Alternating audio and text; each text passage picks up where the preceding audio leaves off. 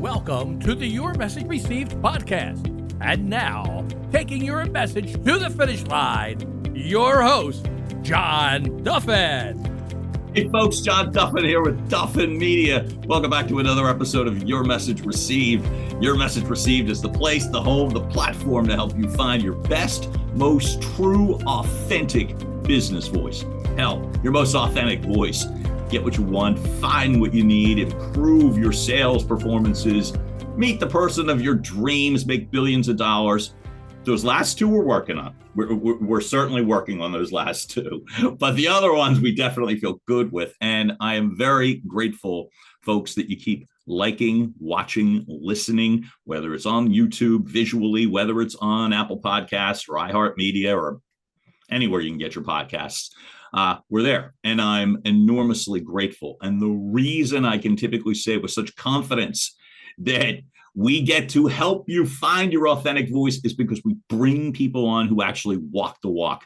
Today is no exception. I got somebody here who has been rocking the real estate world for over 20 years. Tons of presentations, day-to-day showing up in people's offices. Scott Einbinder of the Scott Einbinder Effect. Welcome to the show. All right. Thank you so much. It's just great to have a conversation with you, John. I really look forward to it.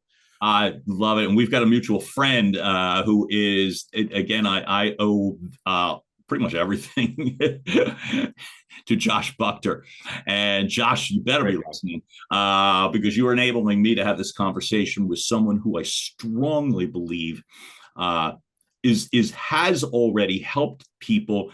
And I think, Scott, I feel like in terms of what you're talking about and what you're preaching, it couldn't be more timely. So to just get right to it, Scott's got a passion, a track record over 20 years of success in real estate and mortgage banking.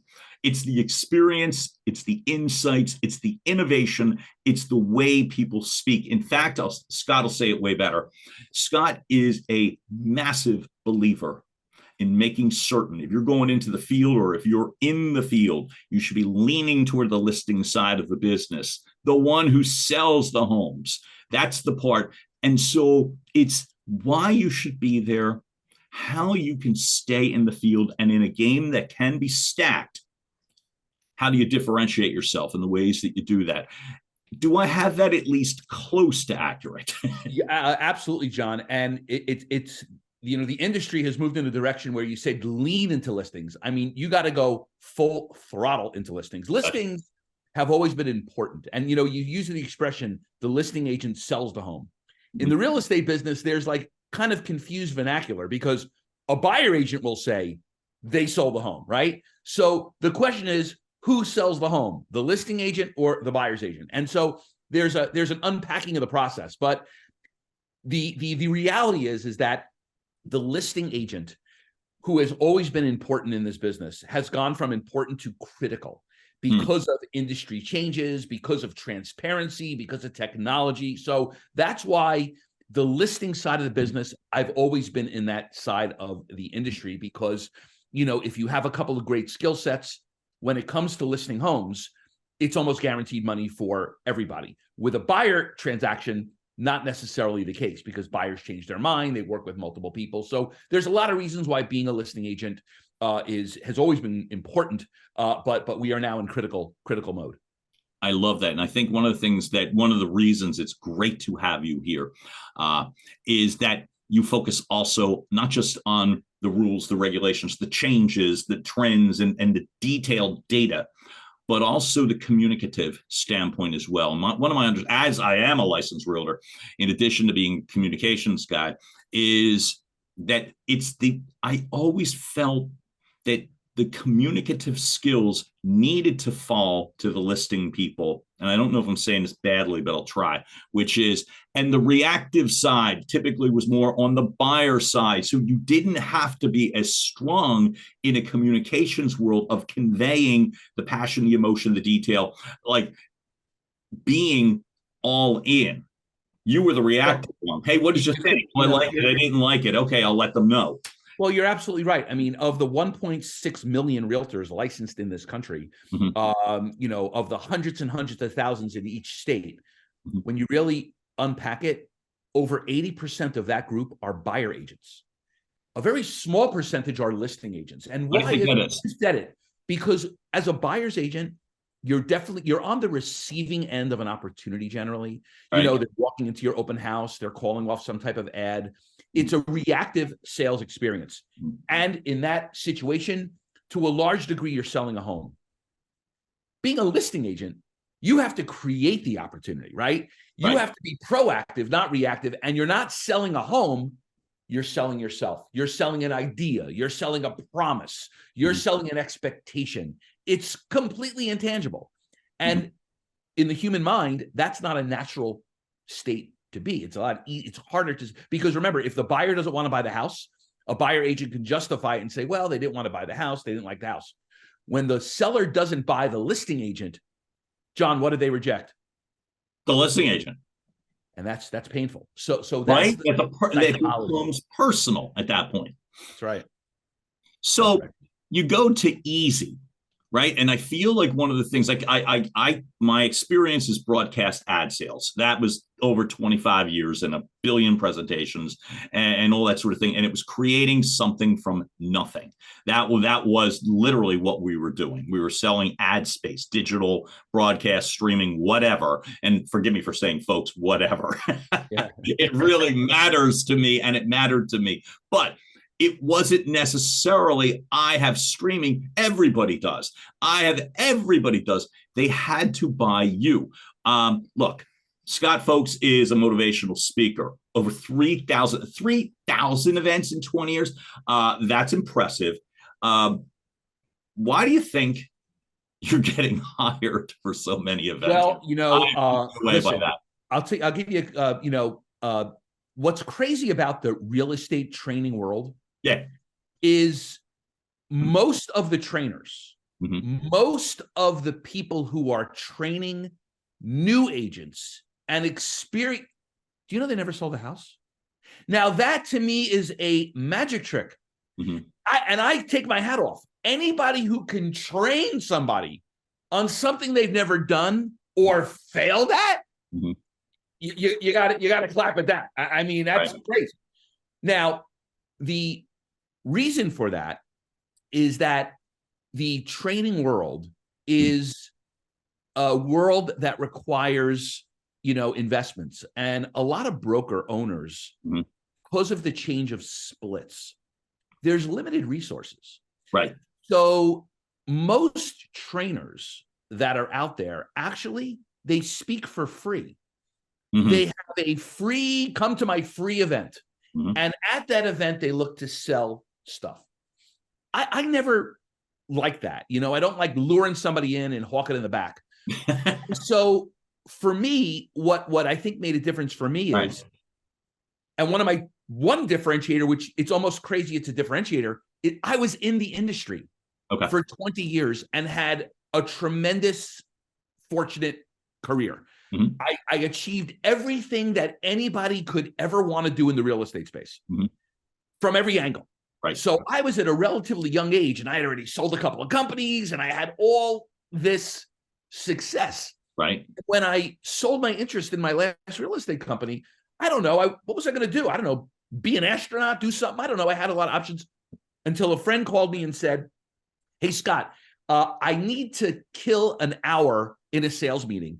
Could you come over? I don't know, tell jokes, dance, do something. I need to just fill up space. And I went over to this office, and there was about 5 or 6 agents sitting in there.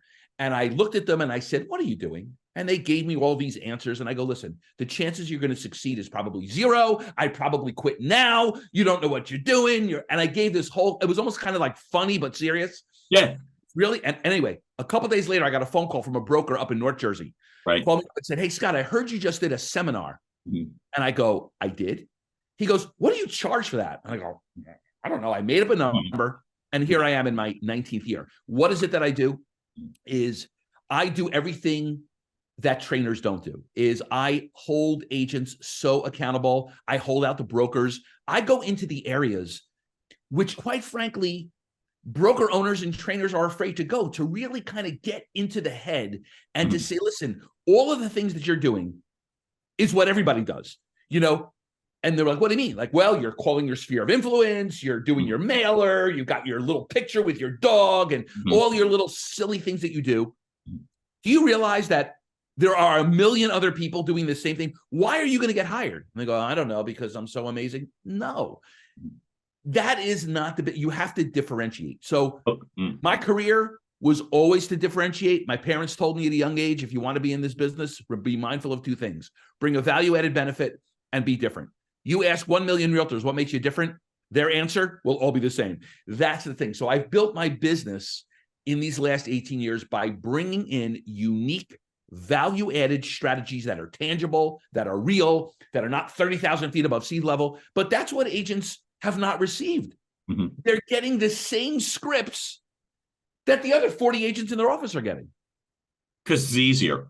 It's simple. I feel like there's a laziness component to it as well, too. But here's the two questions. From really a fear component. I think. That's big. Fear is out. I got you. Yeah. That no one wants to step out and be the trailblazer. But the two questions are this. I love that the way that your parents said, hey, bring the two things, be different. Yeah. They just said that's awesome advice. So what makes you different? I think what makes me different is that I speak in a language that is very digestible and is very understandable from brand new agents all the way up to the old leathery seasoned veterans. I think that when I speak with a 10-year veteran, right? And I start sharing with them unique listing strategies, things they've been in the business 10 years. And I mention things like risk reduction protocols and LPDU vetting and price positioning strategies and merchandising. They're like, what's that? What's that? What's that? What? And that in of itself is a home run because they've been in the business a long time. They're hearing strategy they've never heard of before. And they're like, wow, I've been in this business 10 years and I've never heard of that. I guarantee you ask 1.6 million realtors what an open house is, they know what it is. I bet if you ask 1.6 million realtors if they know how to advertise. A mailer, a database. A mailer, door knocking, circle prospecting. I would tell you almost every training advice that's probably out there right now is probably to the detriment of most of these agents. Because here's the thing, John, and this is even the craziest statistic. Right. The failure rate in this industry. Now, this industry, for as long as they've been tracking it, 40 plus years, they measure how many agents stay in the business from their licensing date, right? Head count. But the failure rate is how many leave it. Do you know it's at 80%?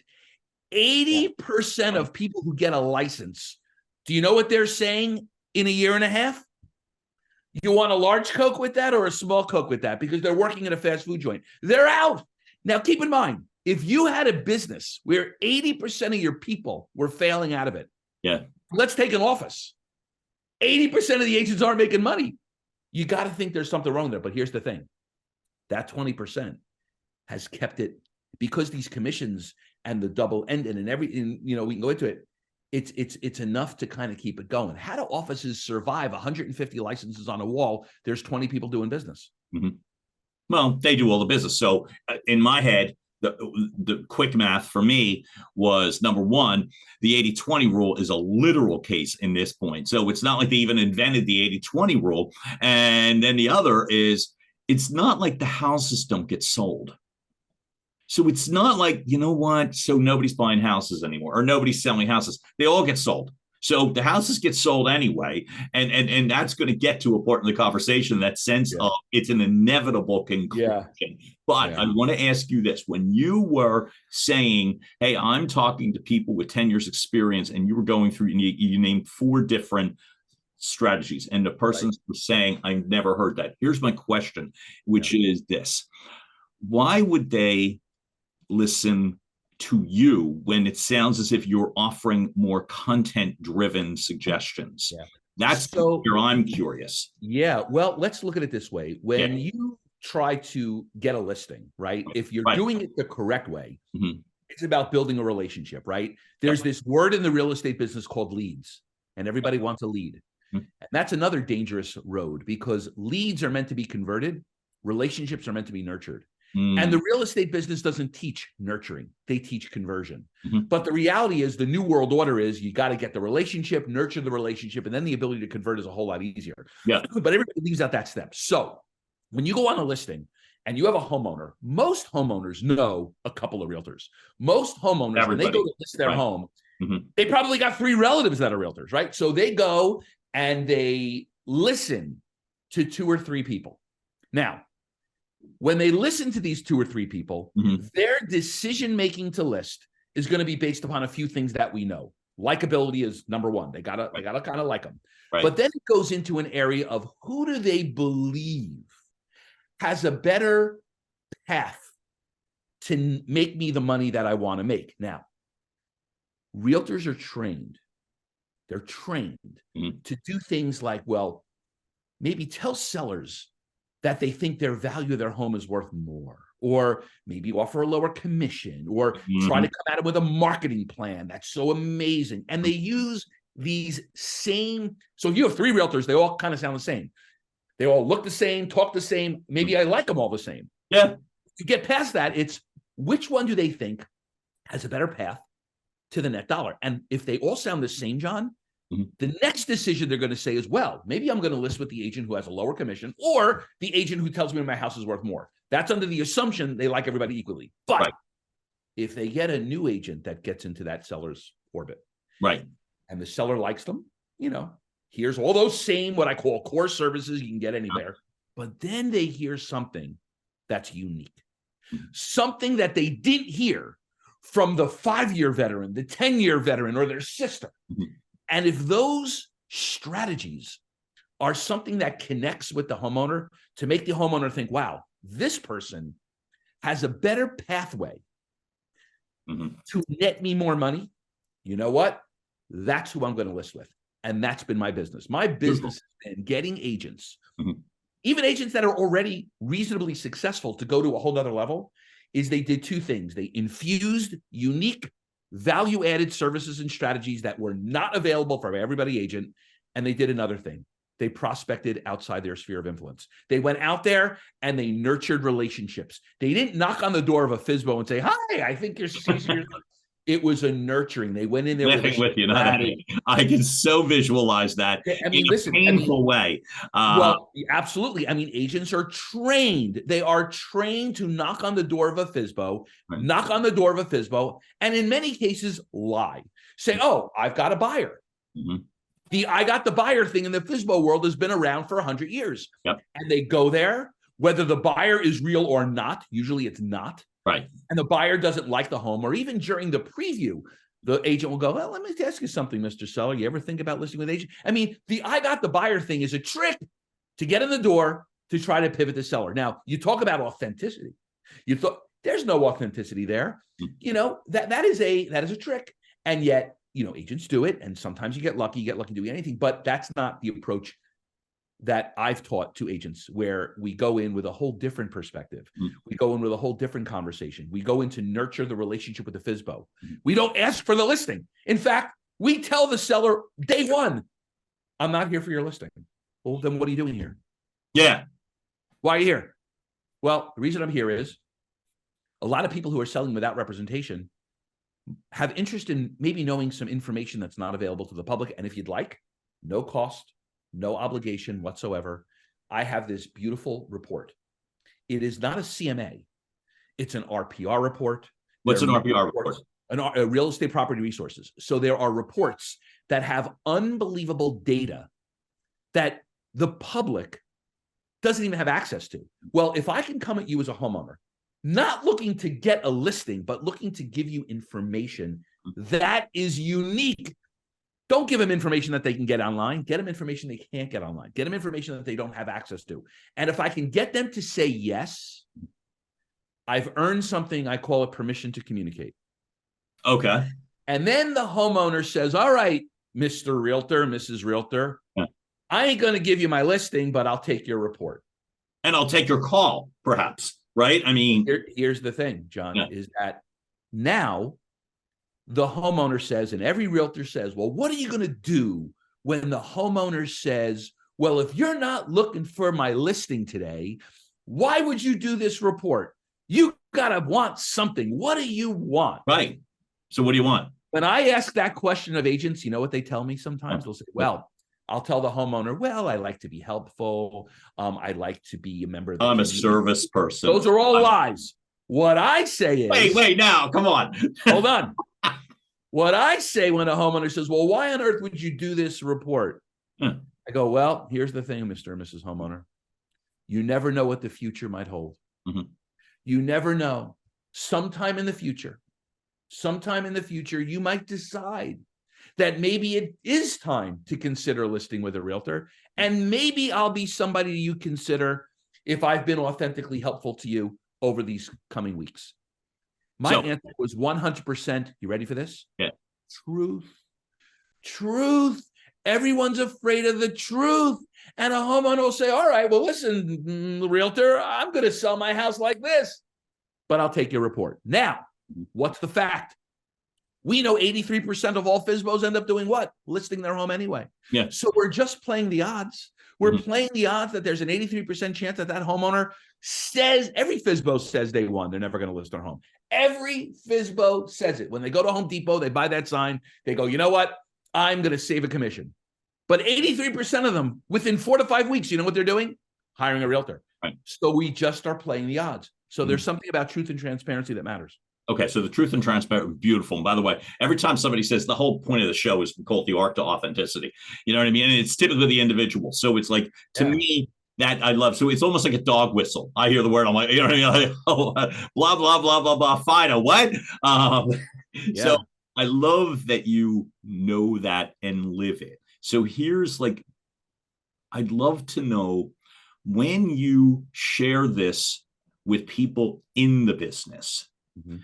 I know you're not getting, oh, that's not going to work. I know you're not getting that. How do you punch through the fear and the apathy? And that's where you use the word fear. I typically come from also a point of apathy. Yeah, that's nice. But blah, blah, blah. How do you punch through that when you were speaking to, we'll say, in your case, the realtors? Yeah. So there's 2 reasons why agents don't prospect. You know, we talk about this fear of rejection. I don't think it's fear, it's terror. They're terrified of it. They're not afraid of it. But the other reason, and it's a very latent reason, it's very subliminal. And subliminally, most agents know when they knock on that door, they got nothing really different to say. They subliminally know that the 5 other people who knocked on that door probably said the exact same thing. And you know what? That's not very motivating to go do it. So when I bring unique and new things into the conversation, unique strategies that, by the way, it's not designed for agents to love it alone. It's designed for the sellers to love it. So when I bring in a new strategy, a brand new approach, that is motivating for somebody to go knock on the door and engage, because I feel like I got something different to say. And then when the homeowner responds, unlike when they knock on the door and they say, hey, I got a buyer, and the homeowner says, all right, bring a buyer, I'll pay you commission, or you know what, everyone says that. But when the homeowner hears a unique thing and goes, wow, what's that? I never heard of that before. That's code for tell me more. And that makes people feel better. And that's kind of the way I've punched through. It's to get the agent to acknowledge, which they all do, that what they're hearing is something really different. Now, by the way, does everybody embrace my strategies? No, but I'd say about 99% do. There is always a group of people, John, as you know, that no matter what you do, no matter what you say, they will always reject change. They will always, just human nature. But for me, and I think part of my, very fortunate years in this business is that's what I'm known for, is that I don't come in there and tell people things that are 30,000 feet above sea level. I don't talk about generalities. I'm a motivational guy, but I'm not a down by the river guy where you got to just, and you go back. You got to give people, and I think that's what I've done, tangible, real things that they can use that afternoon. that makes a difference. And that's kind of how I've punched through. And by the way, just so you know, I'm not one of these free speakers. I'm the most proud of thing is I'm a paid speaker, meaning that I'm paid a fee. I don't sell anything. I don't sell products and scripts and, programs and all that stuff, which and that to me is a strong statement because people are investing in what's coming out of your mouth. And that's a big responsibility that I've always taken. And I've always wanted to make sure that it's a good return on that investment, which, it's been, for my clients. I love all of it. So when you're speaking, I'm a paid speaker and I don't offer this or that, or I love it. What do you think in addition? Two questions. Number one, your whole, I go through the research and talk to people and stuff, it's the unique selling points, the strategies, the systems that aren't typical, right? You gave us one, which I love, which is an industry-related report that is not the same as a competitive market analysis, a CMA. Right. Talking to my audience that may not get the vernacular, right? Sure. Give me another one. Well, listen, and by the way, that one different, and that one, and by the way, that one I wouldn't even include in my greatest hits. Great. But for example, even the entire real estate transaction, when you think about it, right, and when I thought about it many, many eons ago, right, it doesn't make sense. Now think about this. Yeah, people list the home. The realtors battle out negotiations of price and some general terms and conditions. And then something else happens. There's a whole nother renegotiation because you have inspections and you have title issues. Mm-hmm. It never made sense to me to do a double negotiation. So what I infused was what I call a risk reduction protocol, which means— What's that?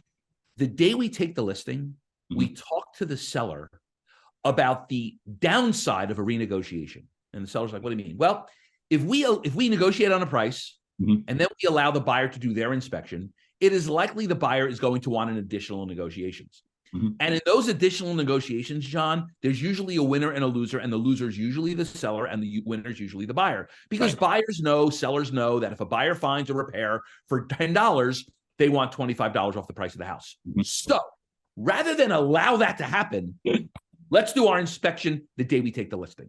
Let us find the $10 problem. Let us fix that for maybe $4. Thereby, if we go into contract with a buyer, we've just saved ourselves $21. That's an example. Well, I'm into the money. That's an example of what I call my net dollar strategies. I'm not into Thank you. Okay. I never like that expression, list with me and I'll sell your house for a top dollar. I hate that expression. What I'm into is, let me share with you, Mr. and Mrs. Seller, my net dollar strategies. So a risk reduction protocol is the arranging of services, John, that typically happen post negotiations. We do it prior to. These are things that are different. Most sellers never do this. Right. And real estate agents, again, everyone's like sheep. They just, they list homes, they go under contract, they allow these inspections to take place. So the educating agents on what I call a risk reduction protocol, which is the ability to engage the seller to invest in those services. By the way, these are not services that the agent's paying for. The homeowner is paying for the inspection, is paying for the title search, is paying for the appraisal, might be paying for the initial preliminary CO, paying for a well and septic pre-certificate, all these things, but it's not a cost. It's an investment. Because the money that you invest in these services could save you thousands, thereby an investment, right? So that whole concept is the first gobble. Then how to articulate it to the homeowner is part two. How to then deal with the rebuttal of the homeowner who says, well, I don't want to do it because it's too much money. All those things is what I do. That is an example of a tangible, executable, unique value proposition that is meaningful. I'm not selling helium in a balloon at your open house. Who cares? I'm selling a service and a strategy where the homeowner is going to say, you know what? I've interviewed 3 real estate agents. I've done that, by the way. I'm sure. I've interviewed 3 real estate agents and nobody talked to me about this. And by the way, that's just the first shot out of the cannon of unique.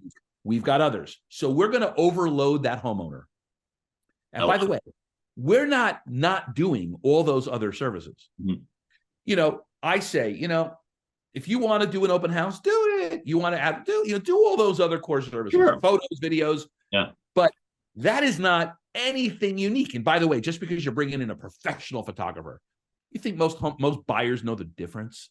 They're looking at these things on their phone. They can't see your 4K, 6K. Oh my God! Look at outside. I can see the tree. Right. I mean, I know agents that obsess over the lighting coming in the living room on the phone. You know what? At the end of the day, it's about having a different approach. So the idea is that all those core services, like going into a restaurant and getting a glass of water.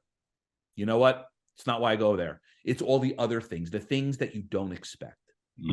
Those are the types of things that I've been doing for my clients for 20 years. So that's beautiful. And you couldn't have articulated that any better. So I thank you for all that. Now let's talk timing in regards to the following, which is, look, you've alluded to this multiple times. And if anyone is following news or trades, if you're a homeowner, everybody has something, right? If you are in the real estate field as an investor and or a professional, there is this litigation that's been going for, as you said, it's now, I didn't know it was going as long as it was going. Yes. Well, COVID put a pause on it. It started well, see, this is the thing. And I guess I never felt that it was important enough. Yeah. But when you look at some of the information, Scott has been literally, I don't want to use the word Chicken Little, but it's just been saying and repeating this recent, it's not recent, looming change in regards to the overall business structure. Want to articulate that a little bit? Yeah, I mean, I got to tell you, I'm a positive guy, and I would say one of the more disappointing things I have felt, because, I deal with so many broker owners and managers and agents. When this thing started popping up, even through COVID, and I would talk about it, I actually had a lot of people in the leadership side of the industry tell me not to talk about it. They're like, Scott, listen, it's never going to happen. That'll never happen. And you know what? I don't want to make it negative. I don't want to have a negative. I've had in front of big rooms, management come up to me and say, don't mention the lawsuit. I'm like, why not? You know what? I don't want to spook people. And I'm like, listen, if you care about your agents are on a train track. There is a train. We don't know if that train's coming, not coming, might fall off the tracks, but you got to let them know it's coming. So but anyway, that fuels me more, because I'm like, wait a minute, by agents not knowing about this, they've not had a chance to recalibrate their business, right? And basically this lawsuit, which again has been around a long time, it's gotten a lot of notoriety in the last couple of, because the trial started, it's underway as we speak. Right. And everybody now is kind of in a state of panic, because what this lawsuit is, just for anybody who's watching this, please, sleeping, somewhere, in a cave, for as long as it's been decades, where a buyer agent, when a buyer agent sold a house to their customer, they earned a commission. And the origin of that commission, they would go to closing and they would get their commission check, whether it was 1%, 2.5%, 3%. That commission the buyer agent would get. Now, the origin of that commission came from the seller's equity. So the way the business was set up, and by the way, this architecture of how commissions have been allocated is a 75-year-old system, okay, in a 2023 world, pretty much, right? So the seller, the origin of the commission, pays it to the listing broker. The listing broker, as part of the rules of the club, offers it to a buyer's agent, whether it's 2 or 3%. Now think about this. The lawsuit, if it's successful, right, will change the whole game. Sellers will no longer have to participate. In fact, they won't be able to participate in being part of the buyer agent compensation, because out of that, let's say an agent charges the seller 6%, that listing agent offers 3%. Well, lawsuit goes through, that seller going forward will only pay 3%. There is no more contribution on the part of the seller to give the listing agent to give the buyer's agent. So home run, theoretically, for the seller. They're saving money on commissions, which is part of the basis of the lawsuit. But the other side of it is the buyer. The buyer agent, in order to earn a commission, will now have one way to do it. They're going to have to go to the buyer before they show them a home and say, listen, I'd love to show you that home at 36 Chestnut. However, the compensation to do this for you is going to be $15,000, $12,000, $8,000. I just want to make sure. And how are you going to pay me? Cash, check, money order? I'm only kidding. Yeah. But the only way is the buyer's going to have to write the money out of their own pocket. They can't put it into the deal. They can't raise the price. They can't put it in a concession. The buyer is going to have to come to closing with down payment, closing costs, and realtor commission for the first time. Right. And think about this, John. For as long as this business has been around, it there's never one happened. thing a buyer's agent has never had to do. You ready? Oh, never. That's why the job, I wonder. They never had to negotiate their commission. Hold on, it gets worse. Yeah. A buyer agent can do a miserable job. They could put their buyer under contract on October 1st, and October 2nd go to Cancun for 60 days. Go 2 months. Yeah. Abandon their buyer completely. Show up at the closing and get their check. The seller has no way to renegotiate it. The buyer has no way to renegotiate it. The listing agent, you're done. So this is why it's earth-shattering, because now a buyer agent is not only going to have to negotiate their commission, they're going to have to get it from the buyer. And we all know, and this is why everyone's in a state of panic, rightfully so, is because the buyers have been doing something for years anyway. They're going directly to listing agents more and more and more. So here's the big thing, and this is kind of where I've talked, and this is even more controversial. Yeah. Because now, if you're a buyer's agent who, you don't go on listings because you can't sell yourself. Now you're dealing with a buyer who's going to have to pay you a commission, who can go directly to the listing agent and probably pay a whole lot less. There are predictions already that the National Association of Realtors is going to be cut in half. You're going to go from 1.6 million to 800,000 overnight if this thing goes through, because these buyer's agents have no way to, they're not, it's one thing if you sell your friend a house. Your friend never felt it, right? Your friend never felt it. Now you got to ask your friend for $15,000. What's likely to happen? The friend is either going to shop you for a cheaper buyer's agent, or maybe they'll go directly to the listing. Or not usually at all. And to me, it's like I understand from the rental side how that can impact people. Like, for instance, that renting is not the same as buying in regards to the technicalities, but it's the same business transaction, which is now you've got the ability of renters to go through Zillow and just go, it's happened to me. And I found this on X, and the owner, landlord, whatever, only wants to work directly. And then so you're out. There's nowhere to go. You either can handle that in two ways if you happen to be the realtor. Number one, be unethical and say, oh, I'm not going to show you that, or you can't see it, or which is obviously illegal for multiple reasons. And two, let it be, because what else are you going to do? You know what I mean? It's like, okay, and then walk away. So my thought is, I believe from a communication side that you just gave the number of thinking that this will be cut in half. And then you talk about the 80% that are just floundering anyway. This is where my antenna goes up in a good way because of this. I see this as an opportunity. Honest to God, I see it as that. It really is ominous if you don't embrace change. I see this as ominous if you are lazy and passive. It is.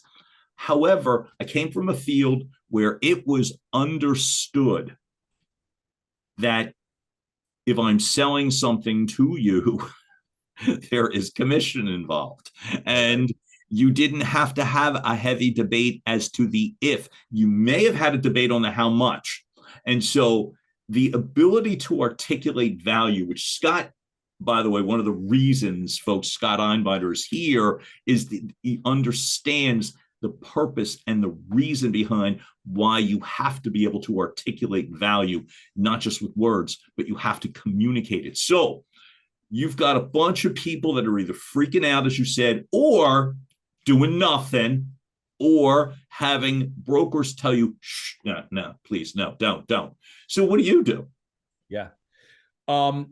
So let me just rewind something for a second, because I think that when we think about, where things are moving in a direction, and then I'll answer the question. Yeah. Because nobody knows what tomorrow's going to bring, right? It's all one big fat guess anyway. But we've seen this trend already. This trend of buyers going directly to listing agents, this has been a trend that has been happening while this thing is not, in place yet. Right. So when you look at trends of what's happening, we see it happening. Now, broker owners who measure success by headcount, they are nervous because a lot of broker models have changed, right? They've gone to more of a fee-based revenue model. There, the commission share is very low, right? You can get, 80, 90, 95% of your commissions, these capped models.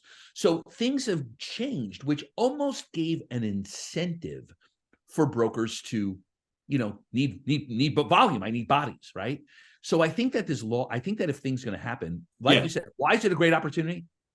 Because a lot of the agents, and I don't like to refer to them necessarily as lazy. I think they're misguided. They're not getting the right direction. Right. And a lot of those agents trip into the business.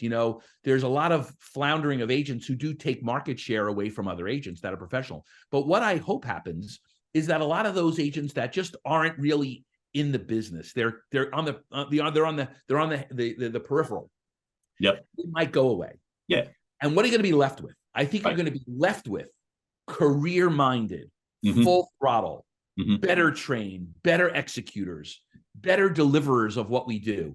And I think that's good. I think it's good for the ones that make it, are all going to make more money. I've said that. By the way, the listing agents, they don't care about this lawsuit. They can't wait for it because it's only going to mean less people getting in the way of what they do. It's a home run if you're a listing agent. Right. So I think that that's a great thing. I think commissions are going to go up. I think it's a great opportunity for agents. It's a great, great time if you're in the business in the right way. And that's really kind of the mindset, is that I think this is probably one of the greatest opportunities you've had in this business if you're going to be in the business in what I like to call the right way. And, there are going to be agents and casualties of war where, the agent that does 3 deals a year for their friends who make, 15, 20 grand, that might go away. But it doesn't mean that the business is going to go away. That business is going to drip into others who are going to be more professional and better executors. And I think consumers are going to be the winners first. And I think agents will be the winners second, which is exactly how it should be. I love it. So, folks, Scott Einbinder, literally in terms of the services offered, it is as a public speaker, as a corporate trainer. What are some of the things that you are embracing, or the ways that you see if you are correct? And there's no reason to think you're not, even if, as you said, nobody knows where the future holds. So where do you now focus, not just the who, but the how in regards to the communicative side? Sure. Now, what do you do with this information? Absolutely. So I believe, my opinion is, capital opinion, that I think this is going to be a one agent transaction.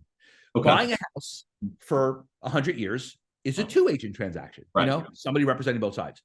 But there are so many things that people do where there are 2 sides, but it's one. Like, for example, when you go buy a car, the car salesman represents both the manufacturer and the dealer, and is representing you. And everyone thinks they're negotiating, but you know what? One person's able to seem like they can handle both sides. How about when you go for a mortgage? When a buyer applies for a mortgage, they deal with a loan officer. The loan officer is being negotiated with by that consumer, and they represent the bank, and they're able to handle both sides. I think the industry, in my opinion, is going to move from a 2-sided transaction to a 1-sided transaction. And here, John, is what gets everybody wild. Yeah. Can one agent ethically, professionally, and successfully manage both sides? Can they negotiate fairly for both sides? The industry says no. Why? But they're doing it now and have been doing it. Yep. The industry says no, but yet prides itself on ethics. How can you say one person can't handle both sides when the whole being for your existence is ethics?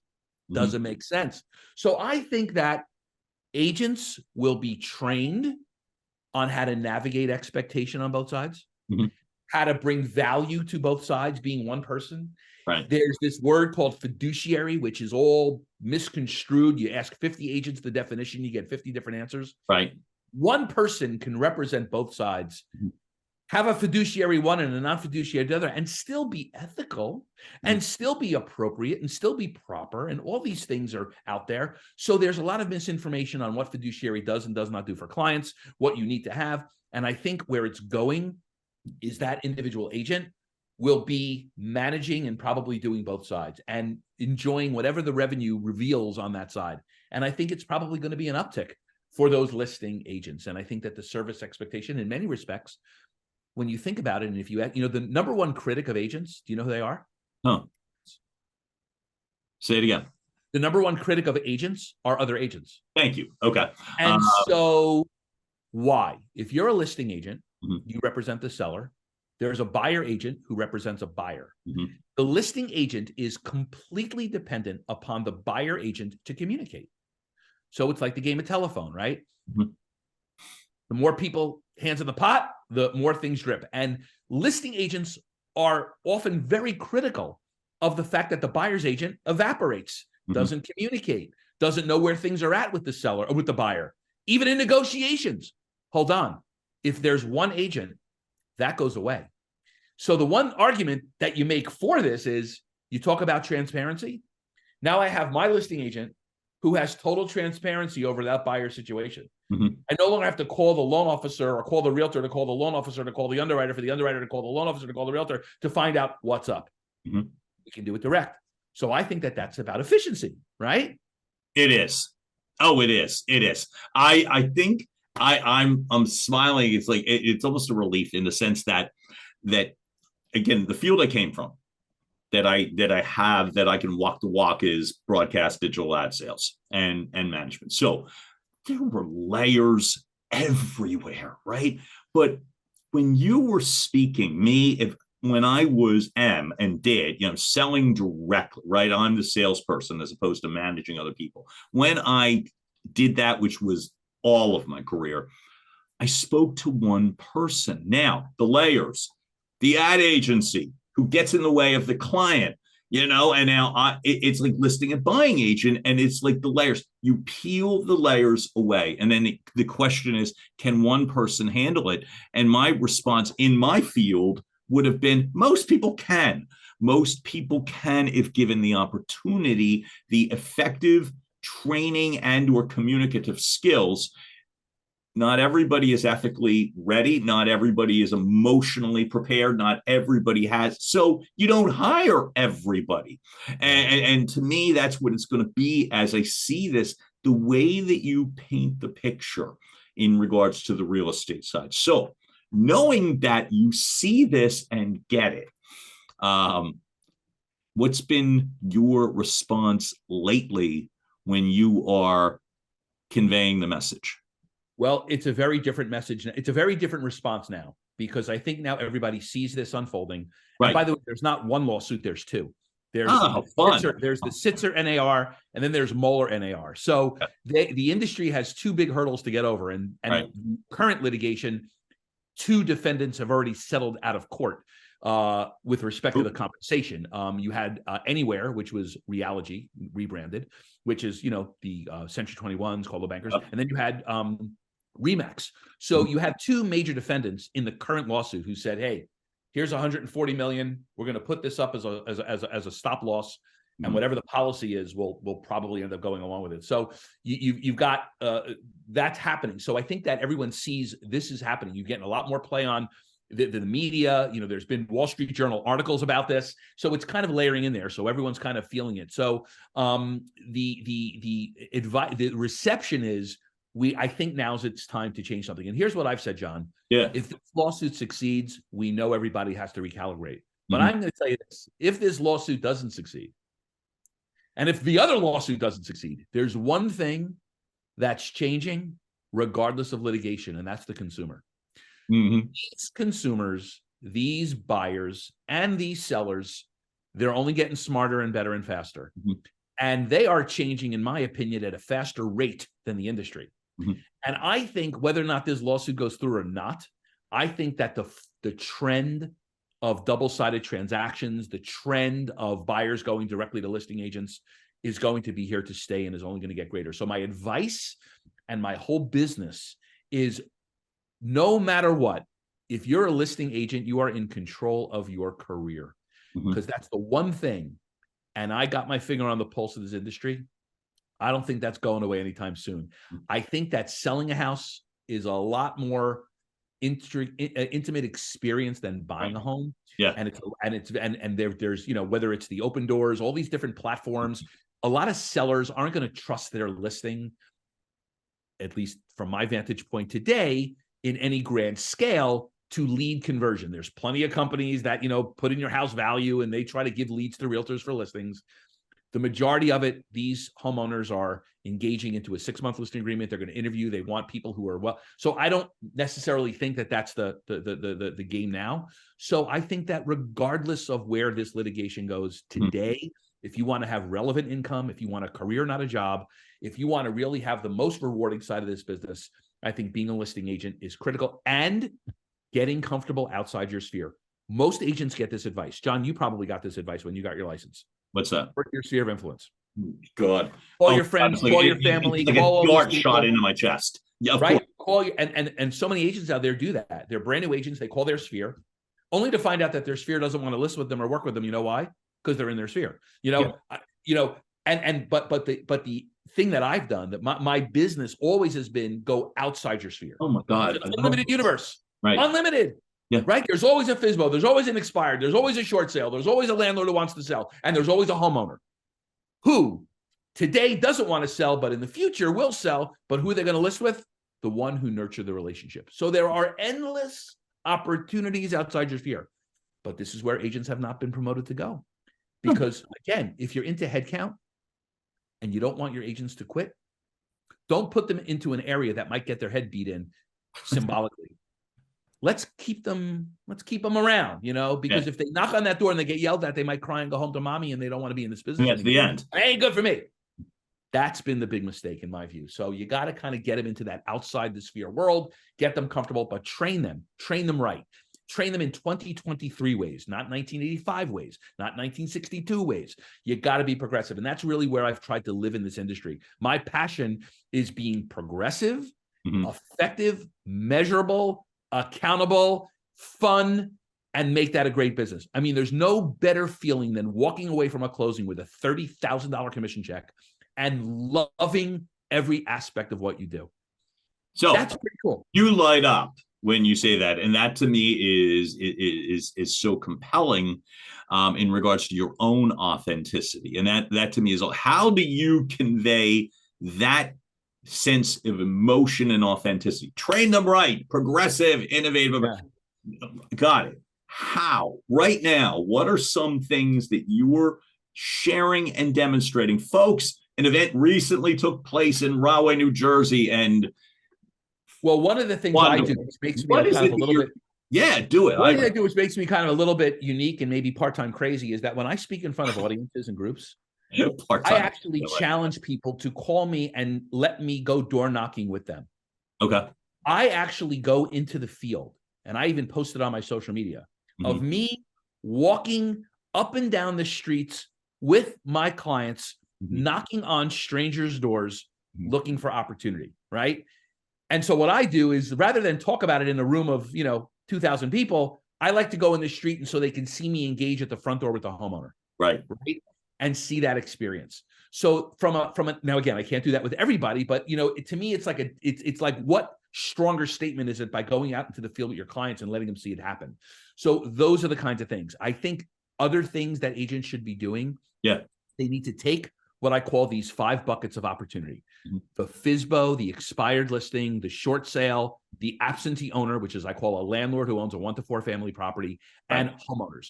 They need to look at each vertical and have a strategy behind each vertical. The strategy for FSBOs is different than the expireds. The strategy for expireds is different than the short sale. And again, I do this with my clients. We develop a very unique strategy inside of these 5 buckets of business. And then you have to do some due diligence, right? You have to do your homework. Like, for example, most people that walk up the door of a for sale by owner, they don't know their name. They don't know their mortgage balance. They don't know anything. They just walk up. Hi, are you the owner of? I got a buyer. Like, you have to do some very specific homework so you can kind of move your conversation. With an expired listing, also very, very strategic. You can't go and engage with an expired listing the day it expires. You got to know that most listings expire, even though they're listed for 6 months, they expired on the 120th day. Okay. Because if a listing doesn't sell by day 120, it's got less than a 5% chance it's going to sell by day 180. So the time to learn about it and get ready for it, can't solicit it because that's illegal. Yeah. But you can certainly start doing your due diligence and your homework. So on the day of expiration, because you're an inventory expert and you're calibrated, you should know exactly when listings are expiring in your market. So on the day of expiration, you're there. 99% of agents, they don't, oh yeah, that listing expired 2 weeks ago. And why weren't you there? Well, I don't know. So those are the kinds of things where every action inside of those verticals, John, there's a strategy behind it. Man, see, to me, that's where the authenticity comes in, because there's a level of respect that you are demonstrating. Whether it was the walking down the street part, which I like I said, I find great and funny altogether, and then also the sense of doing your homework, which I'm a massive believer in. If you don't do your homework, you can't sound authentic. It's just not physically possible. You can't sound authentic. You could pretend you're professional, but you'll never be authentic. So it's the doing your homework, walking the walk. And there's one other thing too, which I think is important. It's to go to your broker or manager or whoever got you in this business. Yes. You look them in the eye and you say, effective today, I want you to make me accountable. And they go, what? Right. And what I want you to do is I want you to put me on an accountability protocol. Okay. Which is going to demand of me that I do a certain amount of prospecting activities every single day. And if I do them, I am the beneficiary of that work. Hold on. But if I don't do them, I want you to punish me. I want you to lower my commission from whatever it is to whatever it should be. Right. As a penalty for what I don't do. And it's called accountability with retribution. Most accountability has nothing. Right. And that separates, I say, the adults from the children, right? Those who know they're going to do it never care about accountability with retribution because they know they're going to do it. The ones who never agree to it, you know why they never agree to it? Because they know they ain't going to do it. So you need to demand accountability from your broker, manager, or leader and start running your business life that way. And you will immediately, and you'll know, and like I said, it's important to know what you can do. It's also know what you can't do. And I think that if you're an agent who looks yourself in the mirror and says, listen, I am too afraid of people. I'm too afraid of strangers. I'm too afraid of the word no. I'm too afraid of doing that. They've got all these, not reasons, but excuses. Right. I think those agents, and again, this is going to sound maybe a little brutal, I think that brokers and managers need to do those people a favor. And let them go. Well, I like to use this expression, invite them to leave. And that sounds lovely. You know what I mean? And completely on point. You would never. Because you know what you're doing? Not only by keeping them, are you hurting them? Yeah. And I say broker agents and broker managers that keep unproductive agents in the office, I think it's cruel. I think it's actually cruel behavior. You are actually enabling somebody who thinks they might, but not only are you hurting you're them, taking their money, and you're also taking their money. But you're doing something even worse, in my opinion. You're hurting them because they should be going on doing something else that might be more productive. But you know who else you're hurting? You're hurting the other productive agents. I mean, it's demoralizing when productive agents have to trip over non-productive agents in their office. Right. I mean, what does that say? And by the way, it's the productive agents that are usually keeping the lights on. Oh yeah. The agents who are in the office doing nothing. I mean, put my lights on. So it's really, I think this is the new world order of the industry. I think that the big picture good news is, I think lawsuit, no lawsuit, maybe lawsuit more faster than not. I think the industry is moving into a more professional light, a more career light, a business that's going to have more structure to it. I mean, you think about even the concept of franchise. Think about the concept of any business. When you go to a McDonald's, right, it's probably predictable you'll get the same hamburger every time you go into that McDonald's. Hold on. If you go to a McDonald's in Florida, in Michigan, in California, same hamburger. Australia. Now, real estate. You got franchises or even non-franchises. Right. You walk into a business, you have no idea what that hamburger is going to be like day to day.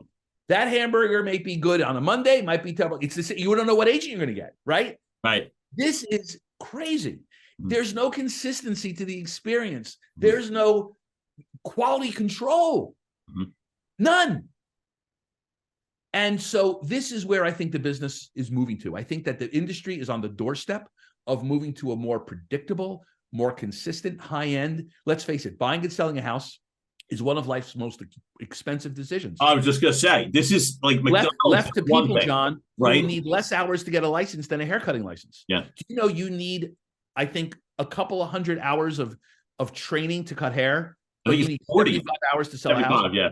So it's a whole different. We got the number wrong. I don't know what. Yeah, whatever. It's nuts. So I think the idea is that I think that's what we are at the doorstep of, and I hope to be, and I think through you as well, and hopefully guys like me, we're going to play a role in helping bring this industry, I think, to the level that not only the consumer deserves it to be at, but I think for the other professional agents who want it as well. I love it. Scott Einbinder, I think your energy is palpable, but it's also your talent, skill set, and heart, which is great. I know because we will have on the bio your websites. You've got a couple, which is great. Yeah. They need to be there between the Scott Einbinder effect, between the consulting and your social profiles. I'll ask you, what's the best way to find you? So again, there's two big Scott Einbinders out there in the country. One's a Hollywood movie producer. I noticed when I was doing the homework. Every now and then we get, cross. I still have yet to get an email from Brad Pitt or Angelina Jolie, but that's it. Hoping. So basically, what I'm doing is going. You always want to adapt. So one of the things that I created is something called the Scott Einbinder effect. Now, while the majority of my clients are companies that retain me, and I've got some of the best clients in the industry, right. I felt that the agents can be a little bit more empowered. So I'm doing what I call a Scott Einbinder effect, which is my seminar, my presentation. I don't really like to call myself a trainer. I consider myself to be more of a motivational sales strategist. I think trainers are motivational sales strategist. Gotcha. I think trainers are what you get in the zoo. So what I did is I created the Scott Einbinder effect, which will be my kind of proactive seminar with all the kind of the ways in which I do things in the manner in which, but I brought in an element of actors who will, during my presentation, while I'm doing it, we will put the lights on them, put them into a kitchen, and you'll see a realtor acting my strategies, actually role-playing them, delivering them in real time. So the audience members can see, how do you really say it? And it's actually, I got two parts of it. It's both a humoristic way, kind of the funny way, and the serious way. So it's going to be kind of a higher entertainment value, but it's the infusion of high quality education focused on listing development, fused with kind of an entertaining acting role-playing experience with live actors. I think this is brilliant. And I noticed that and before, and I was last question because I got, two, but here was one of them, which was the rambling statement, I will edit mine, not yours, is the fact that I remember I took acting lessons years ago because it was suggested of me with a voice career and all that stuff like that. And got a great voice, by the way. Great experience. Thank you, man. Yeah. And it was a great experience. But here's why it was great for me personally. I remember there's not much more of an immersive experience that you can have than when you are fully all in. And I'm not suggesting to any realtor or business person to take acting lessons, but I will say this, that I noticed that on the effect that you're using it, to be fully immersed in a conversation. If you're a realtor and you're trying to get a listing, if you're a realtor and you're trying to articulate, what's the words there? Articulate the value of what you are offering. the best way to do that is to be locked in. Yeah. It's not memorization. It is to be locked in on what the hell's going on. So when I saw that you use actors, I found that to be brilliant. Even the contrast, like you said, the humorous and the serious. What gave you the idea to do that? I would like to say somebody gave me the idea, but it just really popped into my head one day. And I wanted to do this before COVID, actually, but then COVID shut the world down. Sure. So once the world started opening and we started seeing people going in theaters, I think there's something about the live experience. During COVID, I did, hundreds and hundreds and hundreds of Zoom meetings. I mean, normally I did 200 a year. I was doing 400. So there's something about that. It's one-dimensional. So I was anxious to get into the live room again. So that's kind of where it came from. Damn, I love every bit of it. Yeah. Last question for the moment, in addition to the will you come back? Because I definitely would love to continue this conversation. So know that. But the question is, why do you consider yourself authentic? What about you is the authentic part? I grew up, I was very lucky. I grew up in a family real estate business. Mm-hmm. My mother and father were legends in the industry. I was, unlike most agents that get into this business without having two great mentors as parents, right? I'm just lucky, right? So I was lucky. I had parents that were in the industry who were progressives, who were cutting edge, who had a reputation. They sold their business 40 years ago. I still get people who say to me, oh, I remember your parent, like they were just legends. And so I was lucky, right? And I didn't want to squander that. Right. So I kind of leveraged that. I wanted to take it to its next place, and so that's where my inspiration came from, was to do something different. And again, they said, listen, if you're going to be in this industry, be unique, be different. We don't need another real estate agent. We need less. Right. So that's kind of where I evolved from. And I've always tried to do that. And I kind of live it every day. As soon as I feel like I've got it all together and really executing perfectly, I'm nervous because I now have to make it better. I can't get overconfident and get too cocky. And those are the things, the agents that I saw explode. And when I mean explode in a bad way, when they imploded, they had great careers and then they went away. It was soon as they thought they were the best and the experts. And not that they're not the best, but when you wear them on your sleeve, and let's face it, the industry is so ego driven. And I see these agents, they're doing their slow motion walk to their sports car. And the next thing you know, they're out of business. Where are they? So I think that I've always tried to look at the business and look at my own business. What can I do to be better? What can I do to be better tomorrow? Even though I'm doing a great job today, there's someone else coming up behind me, and I got to keep reinventing, use ingenuity, innovation, which doesn't really exist much in our industry. And I felt that that's always been the key. So that's what I've tried to do in my career when I was in the business. And when I got into this speaking career and doing what I do now, I tried to just infuse those same principles. And it seems to continue to work. So that's where now I realize where your heart comes from. And I love that. It comes from family and a level of respect that you've got, an appreciation, not just for your family, but for reputations and for help. And as well as seeing other people in this business who do such a sincere job with, again, because I see both sides. I see the sincere, those that really are working for the benefit of the clients. And I also see the other side, those that are working for the benefit of themselves. Right. And I developed this attitude that, sometimes leadership tends to treat both the same way if they're bringing in the dollar. And that always kind of offended me. I'm like, listen, reward the one who does it the right way and makes a lot of money, rather than the one who does it the wrong way and makes a lot of money. There seemed to be not a lot of difference. So I'm hoping, and I've always hoped, and I still hope, and I still have positive hope that that's going to continue to be the trend. And maybe this lawsuit will make it happen even faster. Scott Einbinder, absolutely a pleasure, man. I really appreciate you. Appreciate the energy. It felt like $1 million. So, folks, you've just heard another episode of Your Message Received. Like I said, we bring on people that walk the walk, like Scott Einbinder. We love this. Keep listening, keep liking, keep sharing, keep telling your friends and your family, and we will keep driving content right through your front door. John Duffin here with Duffin Media. Thanks so much for checking us out. Have a great day, all. Be well. Bye. Thank you so much. And now, making its way across the finish line, Your Message Received has been a production of Duffin Media.